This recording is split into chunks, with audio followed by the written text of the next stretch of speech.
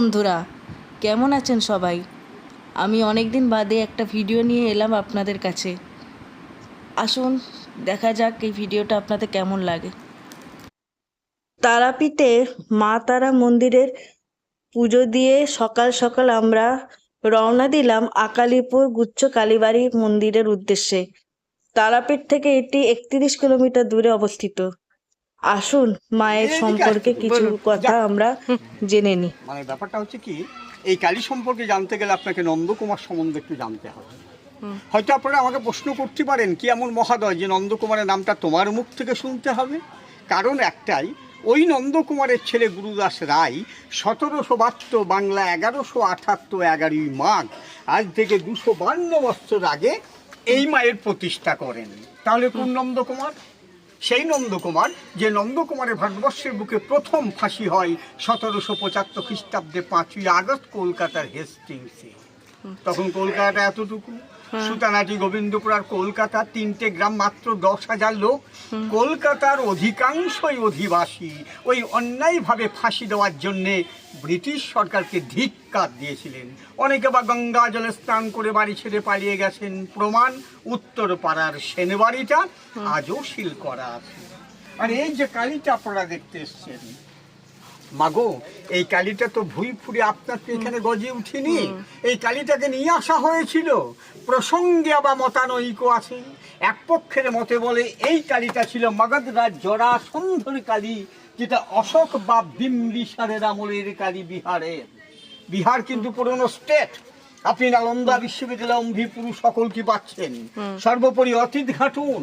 অতীতে আমাদের ভারতবর্ষ ছিল অঙ্গ বঙ্গ কলিঙ্গ, অর্থাৎ বাংলা, বিহার, উড়িষ্যা।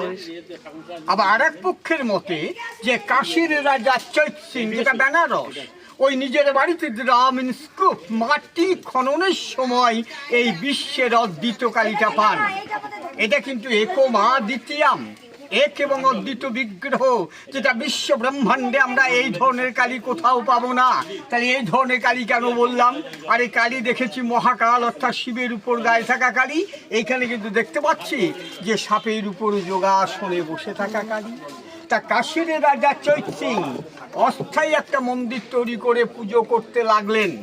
কান্ত পোদ্দার, যেটা কান্তমোদী ব্রিটিশের পেটুয়া, যার বাড়ি বহরমপুর, ও কিন্তু মাননীয় লর্ড ওয়ারেন হেস্টিংসকে খবর দিয়ে দিলেন যে কাশীর রাজা চৈত সিং এর বাড়িতে একটা কষ্টি পাথরের মূর্তি আছে, যার দাম কয়েক হাজার কোটি টাকা। হেস্টিংস এটাকে লুট করে নদীপথের ইংল্যান্ডের মিউজিয়ামে নিয়ে চলে যাচ্ছেন নিজেদের দেশে। ওই যে আপনাদেরই কলকাতার বিডন স্ট্রিটের ঘাট, যেটা বর্তমানে নিমতলা ঘাট গো, পূর্বে নাম ছিল বাঁশতলা ঘাট। মহারাজ নন্দকুমার নবাব সিরাজউদ্দৌলার পতনের পরে মীর জাফরের আমলে যখন দেওয়ান, তখন এটাকে ধরে নদীপথে এখানে পাঠিয়ে দিলেন। প্রশ্ন করুন, কলকাতা মতো সেল্টার কমিউনিকেশন থাকতে এই ওয়াজ পাড়াগ্রামে পাঠালেন কেন? কারণ দুটো। প্রথমত কারণ ব্রিটিশদের চোখ আড়াল করার জন্যে প্রত্যন্ত গ্রাম বাংলায় ফেললেন। বিশাল জঙ্গল ছিল, বাঘ ভল্লুক বাস করত, গোপনীয় স্থান। আর একটা কারণ, ওই নন্দকুমারের জন্মটা পাশের গ্রাম ভদ্রপুর, তাই এটা ভদ্রপুর পাঠিয়ে দিলেন। কিন্তু মাঝি মোল্লারা এটাকে ভদ্রপুর রাজবাড়ির মধ্যে বন্দি রাখতে পারেননি। হয়তো মায়ের ইচ্ছে জাগিনি, সকলের সঙ্গে মিশতে চেয়েছেন। ওই যে বটগাছটা ব্রাহ্মণী নদীর তীরে একটা গ্রিল দিয়ে ঘেরা আসন, ওটা তো মায়ের আদি আসন। 1772 সালে মাকে নদী পথে নিয়ে এসে ওই আসনে প্রথম নামিয়েছিলেন। আসনটা 3খানা স্তর। এই যে পরমাত্মা সকলেরই 3খানা কাঁথা মিনস্লেপে ঘুমিয়ে আছেন।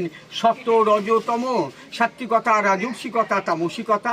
কেউ সাত্ত্বিকভাবে পুজো করেন বা করেন কেউ পুজোকে নিয়ে তামসাগিরি করেন। আমি কাউকে কম্পেয়ার করবো না, নিজেকেই বলি, সরস্বতী পুজো দুখানে বেশি সম্ভব নয়, 3.5 ঘন্টা করে লাগে। আমি কিন্তু অর্থের লোভে 18, 20, 30 খান করে পুজো করছি, তামসাগিরি। তাই তো আমি সবাইকে বলি, ওরে বাবা, উত্তম সদ্ভাব ব্রহ্ম ধ্যান ভাবস্ত মধ্যম স্তব স্তুতি অধম ভাব পূজা ভাব ধমা ধমা। উত্তম সদ্ভাব ব্রহ্ম, ব্রহ্মকে চিন্তা করো মা। তাহলে এক ব্রহ্ম, দ্বিতীয় নাস্তি। ব্রহ্ম থেকে সব সৃষ্টি, দুর্গা, কালী, তারা, শিব সব এক। নিজেকে প্রশ্ন করো, আমরা কি? আমরা সকলেই তো শ্রীনন্ত বিশ্বে অমৃতস্য পুত্রা। আমরা সকলেই তো অমৃতের সন্তান।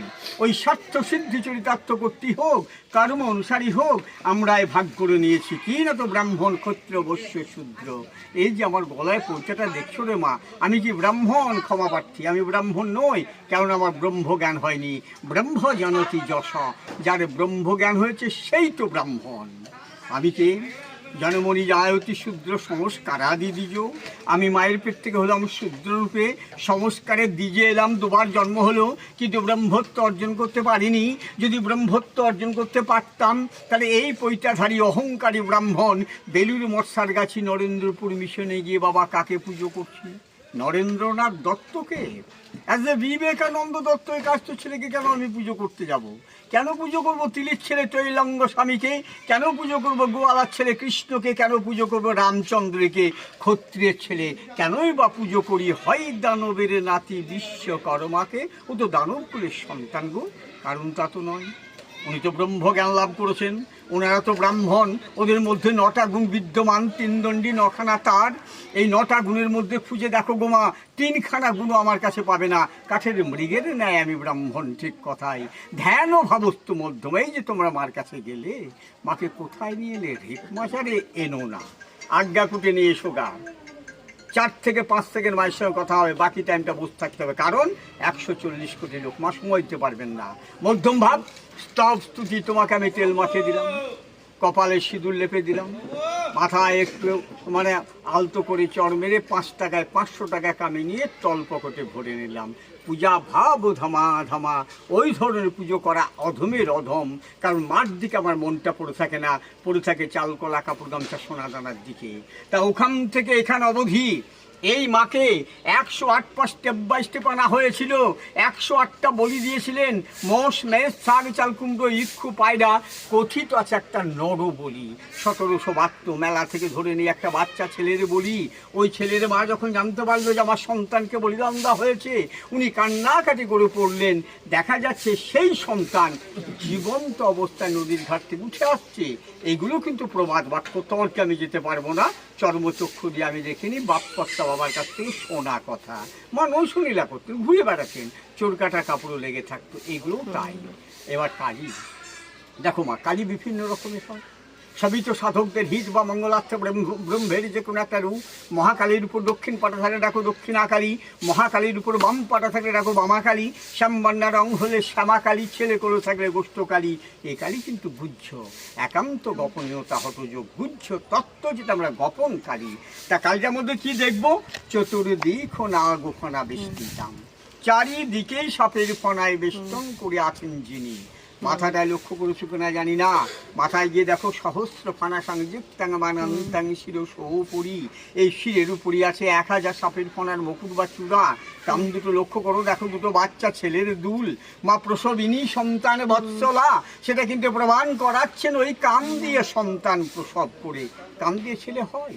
কর্ণের তো জন্ম হয়েছিল কুন্তির কাম দিয়ে।